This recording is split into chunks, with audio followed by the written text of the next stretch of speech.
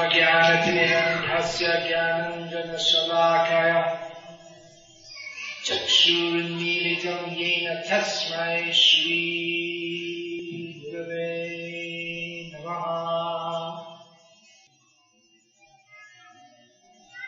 Thank you to all for participating in this festival of Krishna consciousness. Naga Kirtan, chanting in the streets, chanting within this hall also. And we had the drama about the mudal, or the bona fide food. Now there's the upanyasa, lecture on the topic, the path of Bhagavad Gita. Following that there will be more Hari Sankirtanam, chanting of the holy names of Krishna. And then there will be Krishna Prasadam for everyone. So it's a very good book. The path of Bhagavad Gita. The path of Bhagavad Gita is to learn how not to be a mutta or a big fool. Everyone in this material world is a fool, unless they inquire into the proper meaning of life. Parabhavasbhavat apodhajatatlavanya jignasata atmasatam. One is defeated in the purpose of life as long as one does not inquire into the nature of the soul and the nature of reality. Now there are many points to understand from Bhagavad Gita. Apart from the direct teachings of Krishna, there are many points to be understood contextually. The Bhagavad Gita was spoken by Lord Krishna, the Supreme Personality of Godhead, to Arjuna, who was a great person, a famous person, a highly capable person, and with no undue disrespect to anyone in the world today.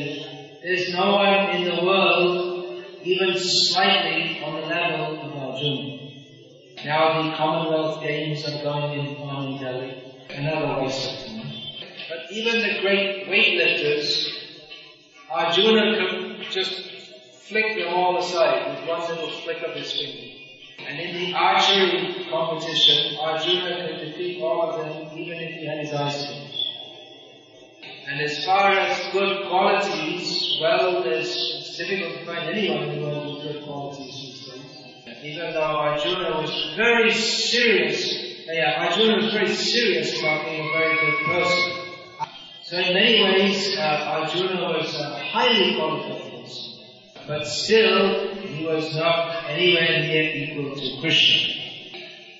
It's a popular idea that anyone can become equal to God, or everyone is God.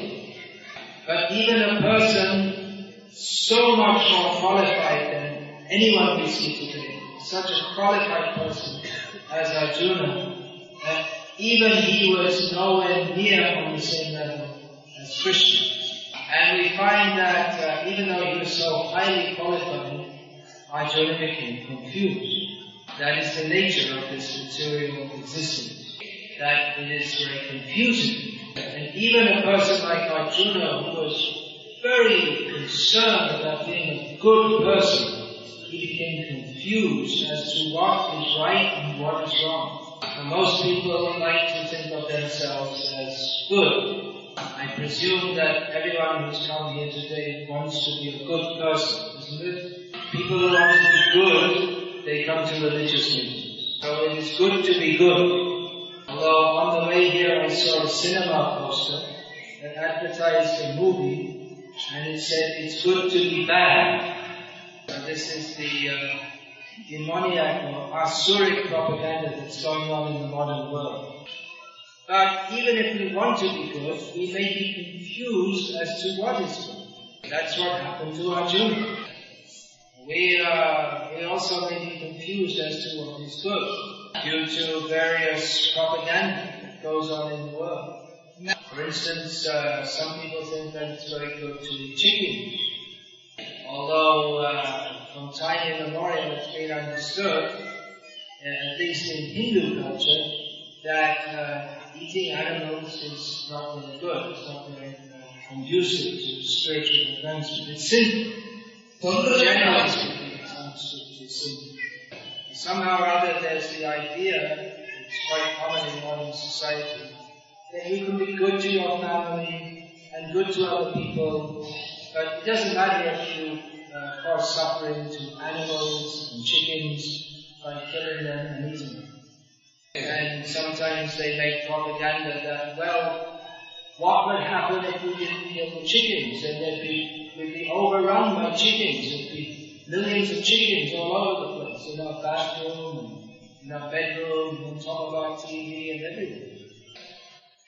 Another example of how the culture has changed from being a godly culture to a demoniac culture.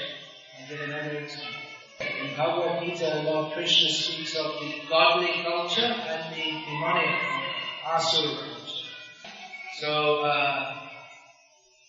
just a few generations ago, well actually for thousands of years, it was understood that abortion is a very sinful thing to do. And no one even thought about doing it unless it was sinful.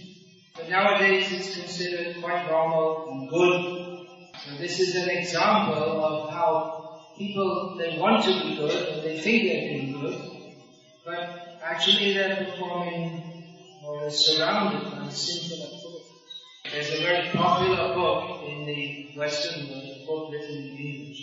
It's been popular for about the last 10 years or so. It's called Chicken Soup for the Soul. The idea is that chicken soup is something that your mother feeds you, and so it's all stories of how people are nice to each other. So the idea is that humans should all be nice to each other by doing things like giving each other chicken soup. It just goes to show how ignorant in the Western countries they are of the laws of nature. Because however much we may like the taste of chicken soup, it's sinful to kill animals and eat them. Chicken. So the desire to be good is good. But we should learn from Shastra what it actually means to be good. Arjuna's desire was to be good, but he became confused as to what to do to be good. The situation was that he was called to fight. There are some people who say that, well, fighting must always be bad. But that's not necessarily so. The fighting of Gundas and dacoits, that's not good. That's why in human society there should be kshatriyas like Arjuna to protect the honest citizens from Gundas and dacoits. So Arjuna was poised to fight on behalf of Yudhishthira against the sons of Dhritarashtra headed by Duryodhana, who had usurped the throne. So the cause for Arjuna to fight was proper, but Arjuna became doubtful. He thought that, well, after all, these are the opposing party are our kinsmen. So to kill our kinsmen is not good. And in his confusion, Arjuna turned to Krishna for guidance. Now this is another very important point that we learn from Bhagavad Gita. That even if we are very materially qualified, we still need to accept a guru for proper guidance. We can't work out everything by ourselves. Even Arjuna himself, he was quite learned in Shastra even before he heard Bhagavad Gita from Krishna. In Bhagavad Gita, Lord Krishna discusses many metaphysical topics, such as Yatha, such as karma, jnana, yoga, bhakti, atma, adhyatma, Bhagavan, Ishvara, dharma, karma, ityadi. So even to discuss this with Arjuna, Arjuna must have had some concepts of these different topics. Other important topics: Kala, Purusha, Prakriti, Jiva, Maya. There's so many important topics. So these are not topics that you can just discuss with anyone, just someone off the street. Or even if we go into the university, we go into the history department and we say, now I would like to discuss with the professor about the interactions of Purusha and Prakriti. Even if someone is learned, but unless they're learned in these particular topics, they won't be able to understand it. So Arjuna was already qualified for somewhat primed, pre-qualified for discussing these topics. But nevertheless, he became as bewildered as anyone else who was in complete ignorance like people. The reason is that because Arjuna was emotionally involved in the proceedings and could not take an objective view. As Lord Krishna explained in Bhagavad Gita, Ayata Vishayantam Samgasteshu Pujayate Sangat Sanjayate Kamat Krodho Pujayate Krodho Bhavati Sammoho Sammohat Smriti Buddhi Smriti Bhangshat Buddhi Nasha Tam Smriti. By meditating or contemplating the objects of the senses, one becomes attached to them. And from a general sense of material attachments arises specific desire. And from that arises anger, which includes frustration. Because if one's material desires are not fulfilled, one feels frustrated. And even if one's material desires are fulfilled, one still feels frustrated. Because the satisfaction that one thought one would get from fulfilling one's material desires doesn't happen, and therefore we feel frustrated. So from anger, kopa, comes this bewilderment. And then one forgets what one is supposed to be doing. And in this way, buddhi nashaha, one's intelligence is spoiled. Even if one is highly learned in Shastra, one's intelligence is spoiled by contemplating this world as a place of our material enjoyment. Which is why Krishna, he chastised Arjuna. Arjuna put many, what seemingly good arguments as to why Arjuna should not fight. But Krishna outright called Arjuna a fool. Ashochanam vasochas tvam pragyavadam chapashase gadasuna gadasumsha nanushochanam panditaha. Arjuna, you're talking like a big fool.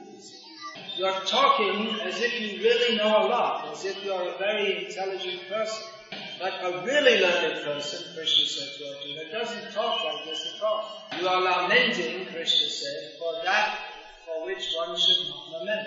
One who is actually learned does not lament either for the living or the dead. And Krishna went on to explain the most basic teaching of spiritual knowledge. That is the difference between the body and the soul. When the body dies, which is inevitable, the soul continues to exist. If I ask someone, who are you? They will reply in terms of their present material existence. For instance, he might say, my name is S. Subramaniam. I am a resident of Perambur in Chennai. I'm 30 years old. I work for the Southern Railway building, isn't it? And I have my wife and 2 children. I'm qualified with BSc. And I watch the Chennai, what's that, Red Knights or something like that, cricket team? Chennai Super Knights. I watch the Chennai Super Knights cricket team. Whatever it is. Super Kings. They're not just kings, they're super kings.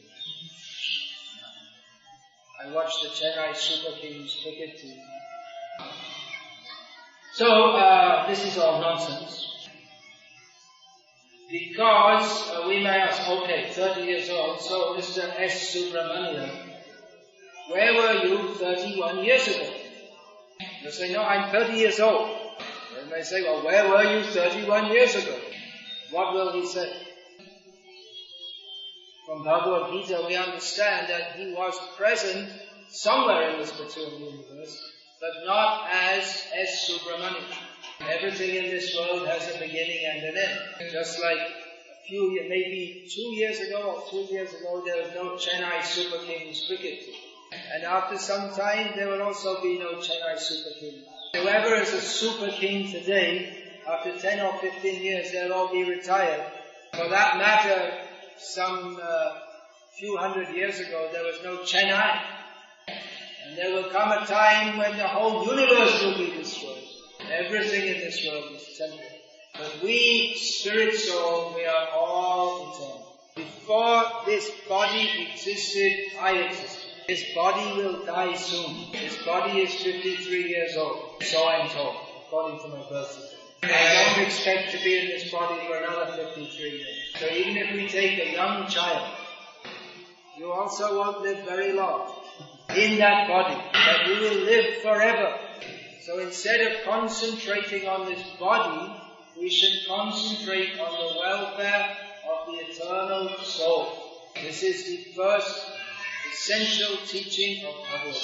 Dehinosmin yatha dehe kaumaram yoganam jara tatha dehan praptiya here's tatra namudras. We change body from boyhood to youth to old age. And then we change from one body to another. A sober person is not bewildered by it. Someone may listen to this and they may comment as follows. Oh, Swamiji has come from the Western countries and he's learned Hindu philosophy very well. This is not Hindu philosophy. It is not true that Hindus only get born again and again and Muslims and Christians don't. It's not that because Hindus believe in reincarnation, they get reincarnation, and Muslims and Christians don't, and therefore they don't get reincarnation. This is the spiritual science taught by Lord Krishna in Bhagavad. This example he gives, that we see, just like we see in this hall present today, there are children, just like this young guy sitting here. Then there are youths, people of teenage. There are young adults, middle-aged adults, old adults. Someone who is in an old body, they were previously in a child's body, then a youth's body, then a young adult's body, then a middle-aged adult's body, now they're in an old body.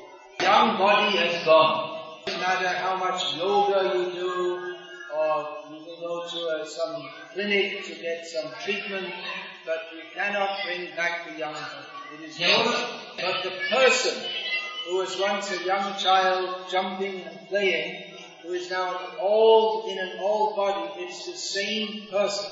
The body has changed, but the person stays the same. So when the body gets completely old and worn out, then by the arrangement of material nature, you get a new body.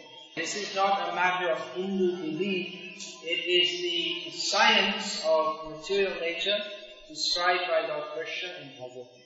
So, the first lesson is we should not be too much attached to this material form. But rather, having attained this human form of life, we should use the intelligence that is only available in the human form of life to perform the kind of activities that will help us to get free from repeated birth and death. Labdva sudurlabhamidam bahusam bhavantam manusham arthadam anityam abhihantyara turnam yatetana padenanumityayava nishayasaya vishayakam sarvatasya. Lord Krishna states that the human body is attained after many, many births. We have all been through many, many births. As Lord Krishna states in Bhagavad Gita, Bahuni mevyatitani jannani savacharjana. Both you and I, Arjuna, have been through many, many births.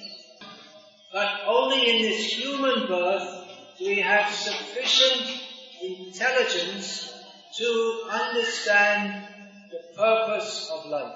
It is a rare opportunity and an extremely valuable opportunity.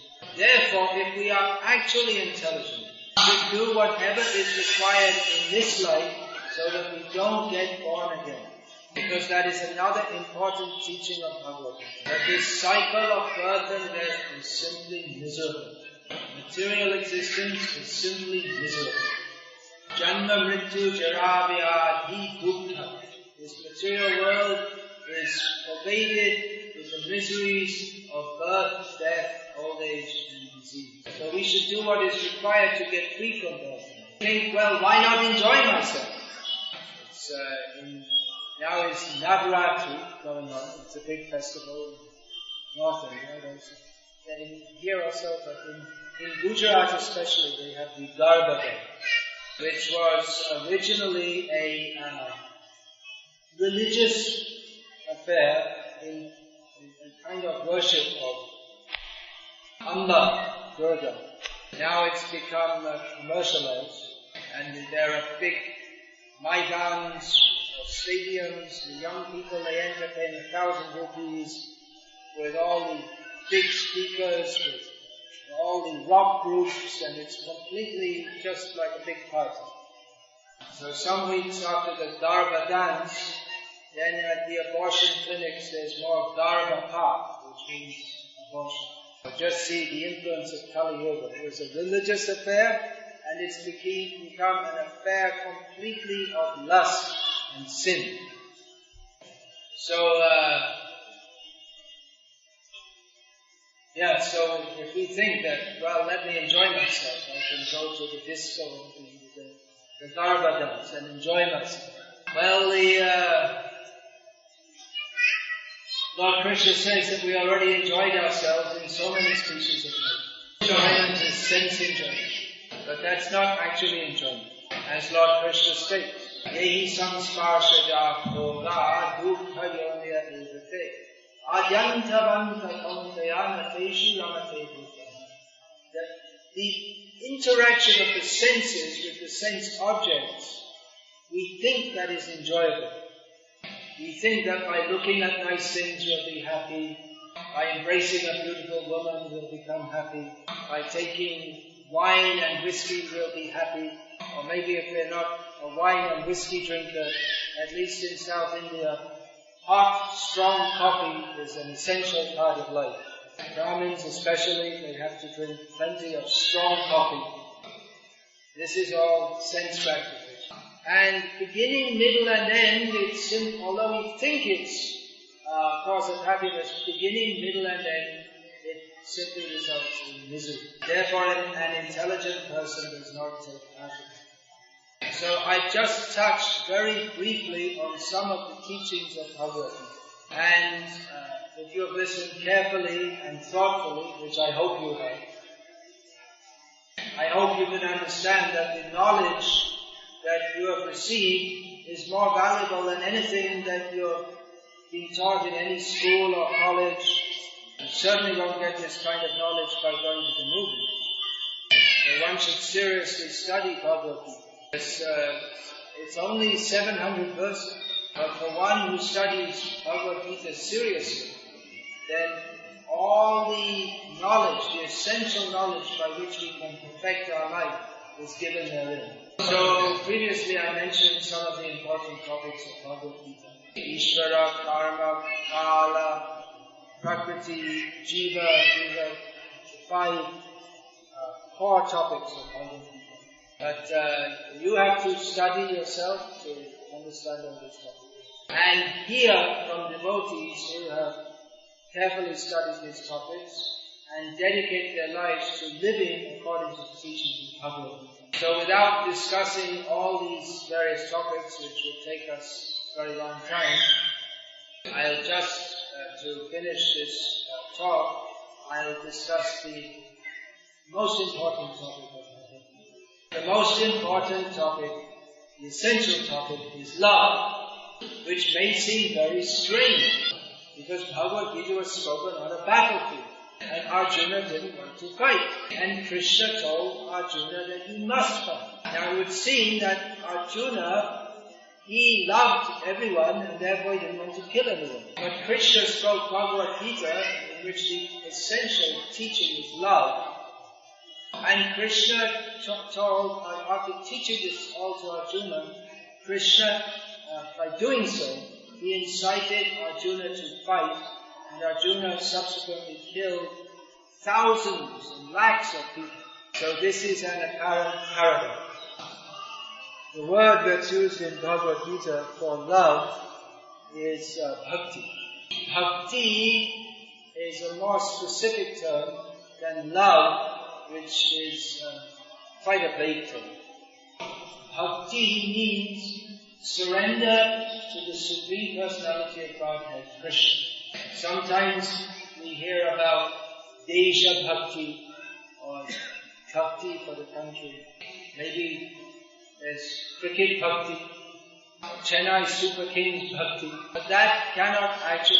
Bhakti, properly defined, can only be for Krishna. Because Krishna is the one Supreme Personality of Godhead. And it is the constitutional position of the jiva to be subordinate to Krishna in loving devotional service. So the attempt to love anyone separately from loving Krishna must fail. The proper object of our devotion is Krishna. And not understanding this was the root cause of Arjuna's confusion. Not understanding this is the root cause of everyone's confusion, everyone in the material world. All the problems in the world are caused by us not recognizing that we are simply meant to serve Krishna. How many problems are there in the world? Is it possible to say? There are about, 7 billion people in the world, something like that. And every one of them has many, many problems. How can we solve all the problems of the world? There are economic problems. Pretty much everyone in the modern age has an economic problem, isn't it? There never seems to be enough money. However much money you get, it's never enough.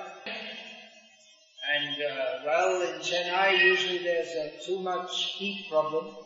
And then that becomes more when there's not enough electricity generated.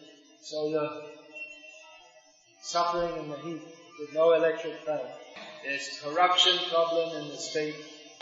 Generally there's the problem of not enough water, not enough rain in Tamil Nadu, although this year was the rain quite good. No, in the rest of India, yes, not in Tamil Nadu. Then there's health problems. Is there anyone present here who does not have any health problems? No, everyone has health problems. So many problems. Ecological problems. And in human society there are always different opinions. Different political parties oppose each other. And the Congress, what's the local parties? DMK and AI. So, as far as the DMK is concerned, the AI-DMK is a problem. And the AI-DMK thinks that the DMK is a problem. Then we invent new problems also. If we think that I'm a follower of the Chennai Super Kings, so when the star bowler of the Chennai Super Kings gets a sprained wrist or goes out of form, we think, it's a big problem. It's not really a problem. It's really got nothing to do with us. But because we identify that I want the Chennai Super Kings to win, we think, it's a terrible problem. What's going to happen? Maybe we'll organize some special homam at the Mariamman temple so that his wrist can get cured quickly. Yesterday or the day before, I was browsing through the international news just to get a sample of the international stupidity. I came across a controversy that's made the news in America. Should people hang their clothes out on the line to dry or not? In many areas it's forbidden. They say it looks horrible. It will lower the prestige of our neighborhood. And then we can't sell our buildings, we can't sell our houses for the same high price. So you should use this electric spin dryer. And on the other side are the group who say, no, we have the right to dry our clothes on the line. It's free. Why should we spend money? And these machines, they make so much pollution. And when we dry it in the fresh air, it smells very nice. So this is a controversy going on between those who think we have the right to dry our clothes on the line. The others say, no, you shouldn't be allowed. And there's even a case where someone shot someone else dead in an argument about this. So in this way, the whole world is full of problems, including whether or not we should hang our clothes on the line to dry. So this material world is full of problems, and if there are no problems, then we'll invent some new problems. Especially in Kali Yuga, people are always fighting. If there's nothing to fight about, they'll fight about whether or not to dry your clothes on the line. And then they invent some cricket team so that you can have some new focus for your problem. So there's no end to the problem. The only solution to all the problems is to realize that we are all meant to love Krishna. Now, not to mention all these little problems, or even there are very big problems. Just like terrorism is a big problem. No one can say it's a small problem. The possibility that when you're just going in the local train, all of a sudden it will blow up and your body will be smattered into 600 pieces. It's a real risk.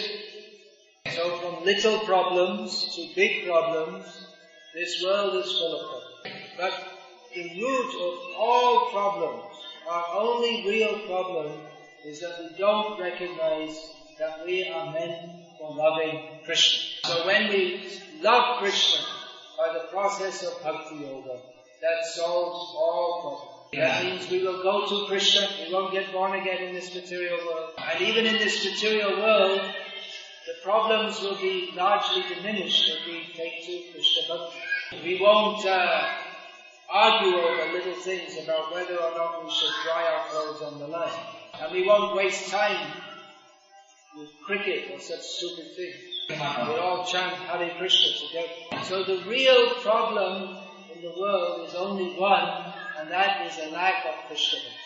This is Krishna's message to Arjuna on the battlefield. And although it might seem that, well, if you really love, then you won't kill so many people, but Krishna gave this task to Arjuna to perform as an act of bhakti. Bhakti means that sometimes we have to do something that we ourselves don't want to do, but we do it for the sake of love for another.